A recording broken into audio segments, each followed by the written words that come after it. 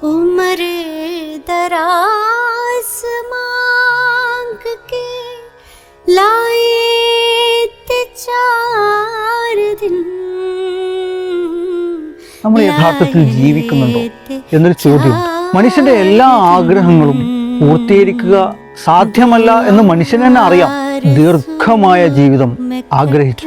ഒരു 4 ദിവസം അതാണ് എനിക്ക് നേടാൻ സാധിച്ചത്. പ്രതീക്ഷയിൽ ഞാൻ 2 നാളുകൾ തീർത്തു. ഇവിടെ ലഭിച്ചതുകൊണ്ട് ജീവിക്കാൻ എനിക്ക് സാധിച്ചതേയില്ല.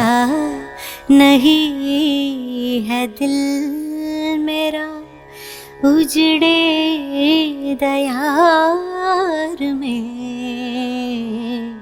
किस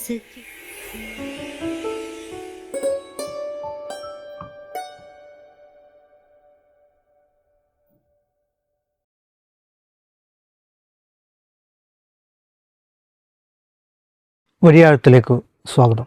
തൻ്റെ ആഗ്രഹ സാഫല്യത്തിനായി എന്ത് വഴികൾ തേടാനും മനുഷ്യന് ഒരുക്കമാണ്.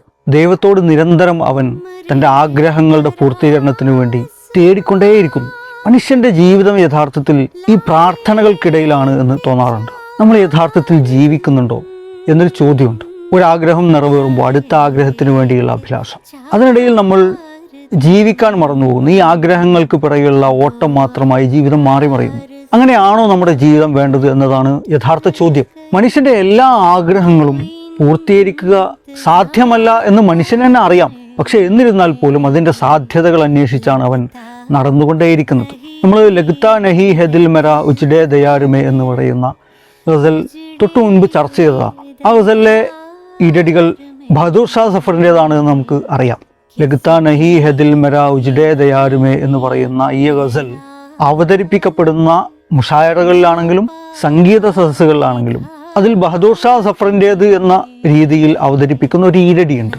വളരെ മനോഹരമായ ഒരു ഈരടി. അത് യഥാർത്ഥത്തിൽ അദ്ദേഹത്തിൻ്റെതായിരുന്നില്ല എന്നതാണ് വാസ്തവം. സീമാബ് അക്ബറാബാദി എന്ന് പറയുന്ന വളരെ പ്രസിദ്ധനായ ഒരു ഉറുദു കവിയുടേതാണ് യഥാർത്ഥത്തിൽ ആ ഈരടി. നമ്മൾ മുൻപ് തന്നെ സൂചിപ്പിച്ചിട്ടുള്ളതുപോലെ ഗസലിൻ്റെ ചില ഘടനാപരമായ സവിശേഷതകൾ, അതാണ് യഥാർത്ഥത്തിൽ ലഗ്താ നഹി ഹെ ദിൽമരായിലേക്ക് ആ ഈരടി ചേർത്ത് വെക്കപ്പെടാനുള്ള കാരണം. ഇന്ന് നമ്മൾ ആ ഒരൊറ്റ ഈരടിയാണ് ചർച്ച ചെയ്യുന്നത്. ആ ഈരടി ഇങ്ങനെയാണ്: ഉംറെ ദരാസ് മാംഗ് കെ ലായേ ഥേ 4 दिन, 2 ആർസൂ മേ കട്ട് ഗയേ, 2 इंतजार में. उम्र दराज मांग के लाए ते 4 दिन, लाए ते 4 दिन, 2 आरज़ू में कट गए, 2 इंतजार में. ഉംറെ ദരാസ് മാംഗ് കെ ലായേ ഥേ 4 दिन, ഒരു ദീർഘജീവിതം. അതായിരുന്നു ഞാൻ ചോദിച്ചുകൊണ്ടേയിരുന്നത്. ഒരുപാട് അഭിലാഷങ്ങളുണ്ട്, ഒരുപാട് ആഗ്രഹങ്ങളുണ്ട്. ഇതൊക്കെ പൂർത്തീകരിക്കപ്പെടേണ്ടതുണ്ട്. അത് പൂർത്തീകരിക്കപ്പെടാൻ ഞാനൊരു ദീർഘമായ ജീവിതം ആഗ്രഹിച്ചു, അത് തേടി. പക്ഷെ ഫലം എന്താണ്? ലായത്തെ 4 दिन, ഒരു 4 ദിവസം അതാണ് എനിക്ക് നേടാൻ സാധിച്ചത്. ഇവിടെ ഈ 4 ദിവസം എന്നുള്ള പ്രയോഗം യഥാർത്ഥത്തിൽ ഒരു അലങ്കാരം മാത്രമാണ്. വളരെ ചുരുങ്ങിയ ദിവസങ്ങൾ മാത്രമേ എനിക്ക് നേടാൻ സാധിച്ചിട്ടുള്ളൂ എന്നാണ് ആ പറഞ്ഞതിൻ്റെ അർത്ഥം. ഞാൻ ഇതൊന്നുമല്ല പ്രതീക്ഷിച്ചത്. ഇതിനും അപ്പുറം വലിയ ഒരു ദീർഘമായ ജീവിതമാണ് പ്രതീക്ഷിച്ചത്. പക്ഷെ എനിക്ക് നേടാൻ സാധിച്ചിട്ടുള്ളത് ചുരുങ്ങിയ നാളുകൾ മാത്രമാണ്.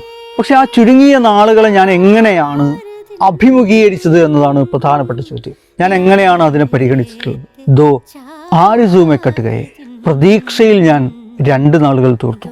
എൻ്റെ ആശയിൽ, എൻ്റെ ആഗ്രഹങ്ങൾക്ക് വേണ്ടി, എൻ്റെ പ്രതീക്ഷകൾക്ക് വേണ്ടി ഞാൻ 2 നാളുകൾ തള്ളി നീക്കി. ജീവിക്കാൻ മറന്നുപോയി. ഈ ആഗ്രഹങ്ങളുടെ സഫലീകരണത്തിനു വേണ്ടി ഞാൻ കുതിച്ചുകൊണ്ടേയിരുന്നു.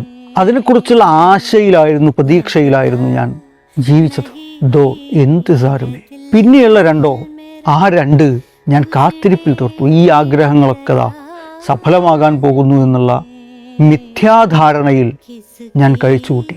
വല്ലാത്തൊരവസ്ഥയാണ്. മനുഷ്യൻ ജീവിക്കാൻ മറന്നുപോയി. അതിനിടയിൽ ഈ ആഗ്രഹങ്ങൾക്കും ആശകൾക്കും അതിനുവേണ്ടിയുള്ള കാത്തിരിപ്പിനിടയിൽ ജീവിക്കുക എന്ന് പറയുന്ന സംഗതി മറന്നുപോയി. ഇവിടെ ലഭിച്ചതുകൊണ്ട് ജീവിക്കാൻ എനിക്ക് സാധിച്ചതേയില്ല. ഞാൻ ജീവിച്ചത് മുഴുവൻ ആഗ്രഹങ്ങളെ തേടിയായിരുന്നു.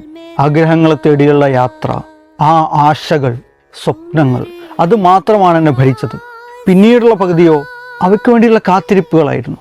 ഇവ രണ്ടും സംഭവിച്ചു കഴിഞ്ഞപ്പോഴേക്ക് എൻ്റെ 4 ദിനങ്ങൾ, എനിക്ക് അനുവദിക്കപ്പെട്ട 4 ദിനങ്ങൾ കടന്നുപോയി കഴിഞ്ഞിരുന്നു. എന്ത് ചെയ്യാൻ?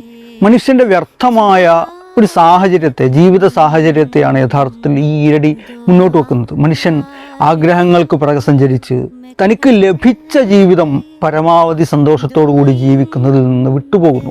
ഉള്ള സൗകര്യങ്ങളിൽ ജീവിക്കുന്നതിന്, അല്ലെങ്കിൽ അതിൽ ജീവിച്ചുകൊണ്ടത് മെച്ചപ്പെടുത്തുന്നതിന് പകരം അതിൽ തൃപ്തി വരാതെ ആശകളുടെ ലോകത്ത്, മിഥ്യാലോകത്ത് വിഹരിക്കുകയാണ് അവൻ ചെയ്തത്. എന്നിട്ടോ ആ വിതച്ച ആശകളുടെ വിത്ത് കൊയ്തെടുക്കാൻ സാധിക്കുമെന്നുള്ള ഒരു മിഥ്യാധാരണയിൽ അവൻ കാത്തിരിക്കുകയും ചെയ്തു. ഈ ആശകൾക്കും കാത്തിരിപ്പിനിടയിൽ ജീവിതം നഷ്ടമായത് അവന് അറിയാൻ സാധിച്ചതേയില്ല എന്നതാണ് സീമാബ് ഇവിടെ പറഞ്ഞു വെക്കുന്നത്. ബഹദൂർ ഷാ സഫറിന്റെ ലഗ്താ നഹിയയോട് ചേർന്ന് വരാവുന്ന രീതിയിലാണ് അതിൻ്റെ രചന പോലും. അതിൻ്റെ ആശയപ്രതലം അങ്ങനെയാണ്, അതിൻ്റെ ഘടന അങ്ങനെയാണ്. പ്രദീഫ്, കാഫി, മീറ്റർ പോലുള്ള സംഗതികളൊക്കെ കറക്റ്റാണ്. അപ്പോൾ സ്വാഭാവികമായും അതിലേക്ക് ചേർത്ത് വെച്ചതിനെ നമുക്ക് കുറ്റം പറയാൻ സാധിക്കില്ല. പക്ഷേ അത് ബഹദൂർ ഷാ സഫറിൻ്റേതല്ല എന്നുള്ള കാര്യം നമ്മൾ മനസ്സിലാക്കേണ്ടതുണ്ട്. വളരെ മനോഹരമായൊരു ഈരടിയാണ്. മറ്റു ചില ഈരടികളുമായി നമുക്ക് വീണ്ടും കാണാം. ഏറെ നന്ദി. लाए थे 4 दिन,